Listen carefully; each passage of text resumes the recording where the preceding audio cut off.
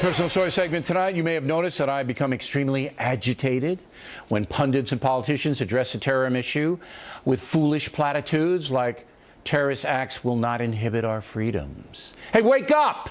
They already have. These people are killing human beings at a frightening rate, and civilized world cannot or will not stop them. Joining us now from Orlando, Florida, Colonel David Hunt. From Washington, Lieutenant Colonel Ralph Peters, both of Fox News analysts. All right, Colonel Peters. How do you get these guys? What do you do if you're in charge? Straightforward. 1, you accept that you are in a war. 2, you name the enemy, Islamist terrorist. 3, you get the lawyers off the battlefield and out of the targeting cell. You accept there will be collateral damage and you do not apologize for it. You do not nation build.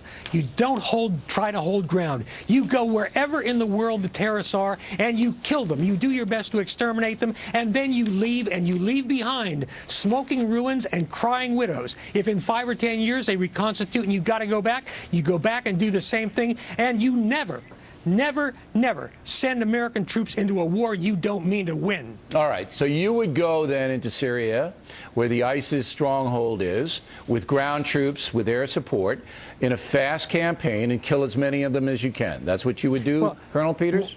What you do is you use the appropriate military tool for the environment. You don't rule anything out, whether it's air, sea, land, cyber. You use what's appropriate, but you don't get bogged down. You stay. We have this gift of powerful mobility. Use mobility. Move faster than the enemy. Think faster than the enemy. Hit harder than the enemy, and be as merciless as the enemy. If you're not willing to do that, they will win. All right. Colonel Hunt, what would you do? Well, I wouldn't do what we've been doing for the last 13 years because it hasn't worked. We've got to go after them, of course, militarily, but unfortunately, it has not stopped us. It's got to be an economic pressure, and I mean Saudi Arabia, Pakistan, Yemen. I'd go after NATO. We're leading NATO. NATO, you're not going to help us. We'll pull out. We'll pull all this. So world banks.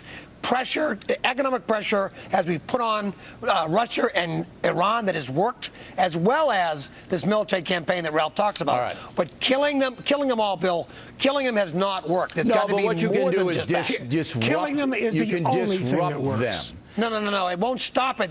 Because you have state sponsorship of terrorism. So just killing them in Iraq won't stop it. You got to get at the states that sponsor this. And the only way to do that is economic, let's get specific. political, and Let's religious. get specific now. Pakistan, for Absolutely. 14 years, all right, has enabled the Taliban by giving them a sanctuary in the northern part of their country where they could cross and kill Americans. And they could go back, and then when they took a beating, they could reconstitute and come back. The Bush administration allowed it. The Obama administration allowed it.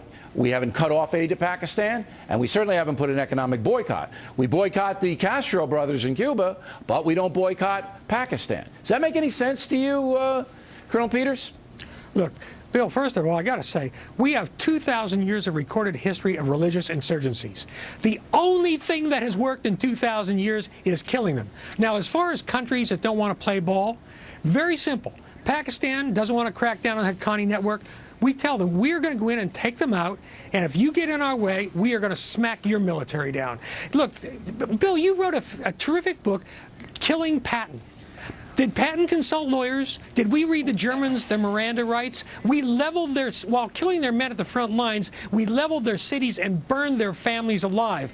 In a war, you fight to win. You don't worry about political correctness.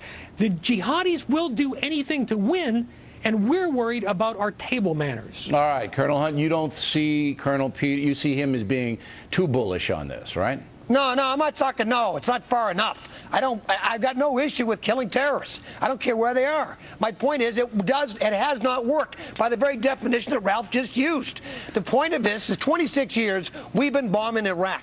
4 separate presidents. It hasn't worked. It's got to be that and economic, religious, philosophical. We've got to do, the president has to unite the country. And there has to be some U.S. sacrifice, not just soldiers and intel people. But he's not that kind of a leader. President Obama is you not asked that me kind what of I a do. leader. Right. You asked me what I would do. And I'm telling you, you have to make, the American people have to, there's got to be sacrifice. I got a minute left with you. I got a minute left. Is it France's fault, Colonel Peters, that they got this because they left all these Muslims in and they leave them alone and they're in the little no-go zones?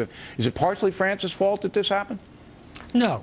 France's policies have been stupid, but nothing excuses Islamist terror. Nothing. Nothing. Nothing. Okay. And by the way, I'm telling you, Bill, the only thing that works, you kill them Yeah, without I would eradicate mercy. as many as I could. It takes decades. But you also have to do the unintended consequences deal before you do it. All right, Colonel Peters, Colonel Hunt, France's fault. They let all these people in. Now it's out of control. Partially their fault.